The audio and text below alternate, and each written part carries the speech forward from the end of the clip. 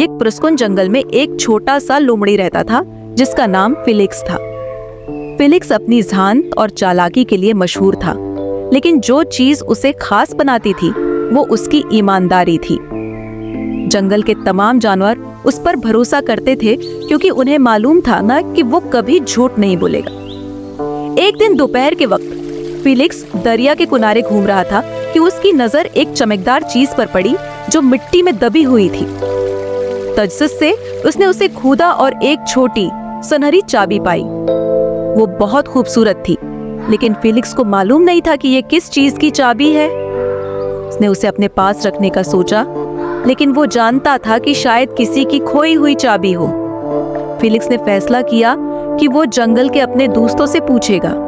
सबसे पहले वो बेला रीछ के पास गया। बेला, क्या तुमने कोई चाबी खोई है? फिलिक्स ने सुनहरी चाबी दिखाते हुए पूछा। बेला ने सर हिलाया। नहीं फिलिक्स, लेकिन पूछने का शुक्रिया। तुम्हें दूसरे जानवरों से पूछना चाहिए। फिर फिलिक्स ने ओली उल्लू, गहरी जिराफ और सीमी गिलहरी से पूछा, लेकिन किसी ने चाबी का दावी नहीं किया। फिर भी फिलिक्स ने हिम्मत नहीं हारी। वो जानता था कि सही काम यह है कि वो चाबी के मालिक को तलाश करे। आखिरकार फिलिक्स लिली खरगोश से मिला, जो एक दरख्त के पास इदास बैठा था। क्या हुआ लिली? फिलिक्स ने पूछा। मैंने अपनी खास चाबी खो दी है, लिली ने कहा। ये मेरी दादी की तरफ से तोहफा थी और मुझे नहीं मालूम कि मैंने उसे कहाँ गिराया।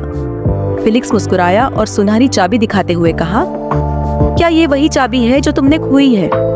लिली की आंखें खुशी से चमक उठी। हाँ, यही है। शुक्रिया फिलिक्स। फिलिक्स को खुशी हुई कि उसने सही काम किया। इस दिन के बाद जंगल के सब जानवर जानते थे कि फिलिक्स न सिर्फ ज़हीन है, बल्कि सबसे ईमानदार भी है। सब ईमानदारी और मेहरबानी का हमेशा इनाम मिलता है।